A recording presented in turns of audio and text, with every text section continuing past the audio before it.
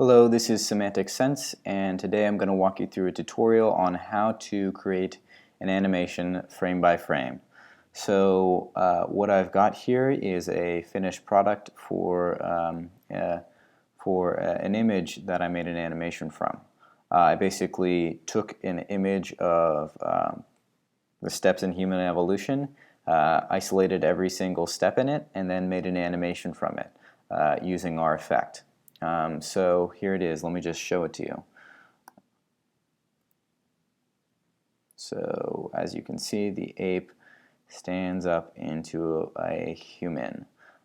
So basically, yeah. And we can also do de-evolution through this too, just by going backwards. What we're going to do today is we're going to use Photoshop to create a series of bars that will essentially be a picket fence through which you can see strips of frames from.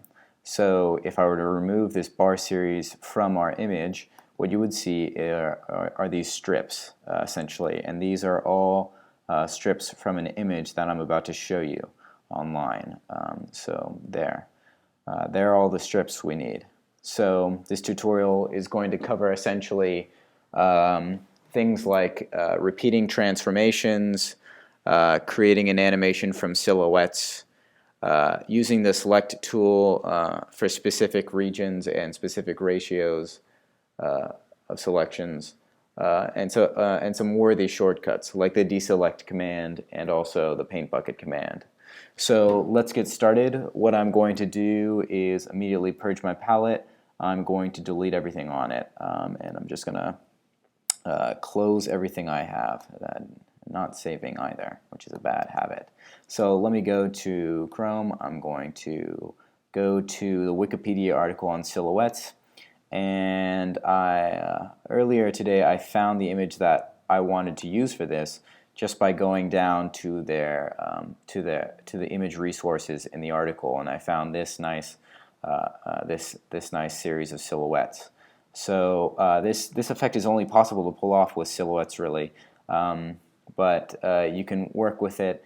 If you've ever imagined, driving by a picket fence or something like that, and seeing someone run on the other side, the effect we're going to pull off is going to be somewhat like that, where basically there's going to be a changing image behind a picket fence, and you're only going to see strips of that image.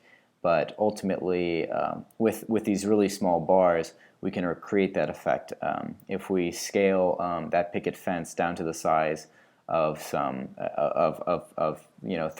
pixel wide bars. Pixel is incredibly small.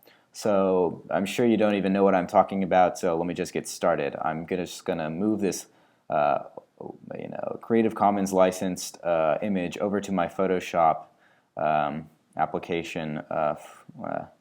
Free of charge, and I'm really unlikely to get sued. In fact, it's impossible to get sued since I know that the license is Creative Commons. So here we have each step in the human evolution, and I'm going to later on I'm going to isolate each of these images into frames so that each of them can become the frames that we use in our animation. Let me just move on to creating another palette, however, using Command N to create our bar series. This is what we're going to need to create our. This is what we're going to do to create essentially our picket fence through which we'll see the strips of the frames that we'll create using the bar frames as well, or using the bar series as well. So I'm sure you still don't know what I'm talking about. So let me just get down to it. We're going to create some bar series that are fixed size, and what I'm going to do is I'm going to create each bar so that it is essentially the amount of frames that we have minus 1. So in this picture we're going to have 4 frames. The monkey is going to move, or the primate is going to move and evolve into another primate, then another primate, and then finally a human, or Homo sapiens. So basically we'll have 4 frames, but I'm going to create a bar that is basically 3 pixels wide, the amount of frames we have minus 1. Now this is really important you need to make sure that you have a consistent animation and that there are no white spaces in it. So by going by that simple equation, you'll have created the proper bar series that is needed for this.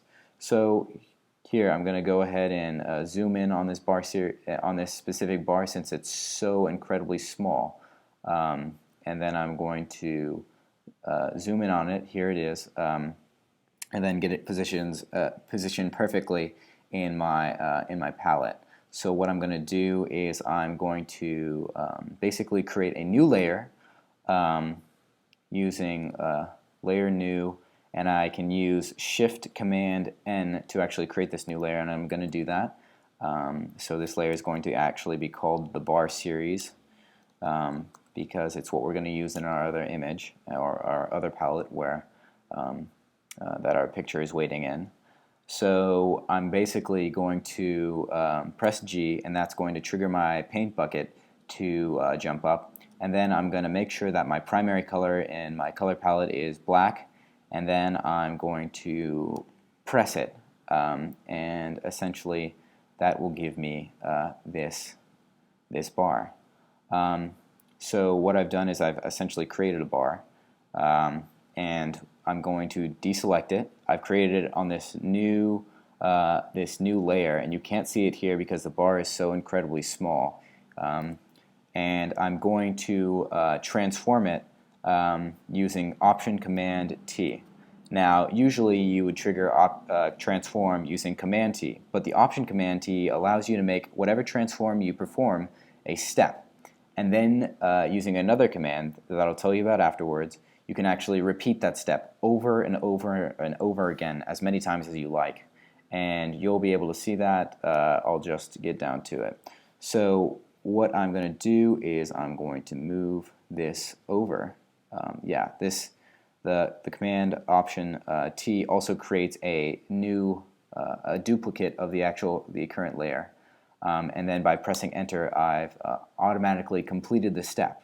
So what I'm going to do to repeat the step is do Shift Option Command T, and this is just going to allow me to basically hold down Shift Option Command and then press T as many times as I like to create a new layer. And as you can see over here, I'm creating multiple layers just based off of that. So what I'm going to do is I'm going to keep copying these layers, and now I have like 20 bars. Now what I can do from this point on is I can actually go over here. I'm going to zoom out just so that you can see that 20 bars have been created, and move over here, and here are the 20 bars, and I'm going to merge all of these layers together by holding down Shift and selecting the first or last layer in the series. I'm going to hold down Shift and then go down to my first or last image, and then select, and then click it basically, and then do a right click to bring up a merge layer, or my layer options. So I'm going to merge all the layers so that they're now one. So we now have one of these. And guess what I'm going to do now? I'm just going to press Option Command T like we did before, and that's going to duplicate the layer and allow me to basically move it over one step and essentially perform the first step, and basically allow me to create a repetitive step that I can do perform over and over again. So essentially what I'm doing is I'm doing what we were doing before, only now exponentially. So I press Enter, and there, it's created. So now all I need to do is do what I did before and press Shift Option Command T, and it'll immediately create more of these. And as you can notice, this fills out the page a lot faster than I could have ever done using the other method. Now I could do that step again. I could perform the option, and I could perform the selection process and move it over and make sure that it's actually a pixel apart from the last bar, as you notice I did before. But that takes too much time. It's unnecessary at this point. This is moving fast enough. So now I'm going to merge all these layers again.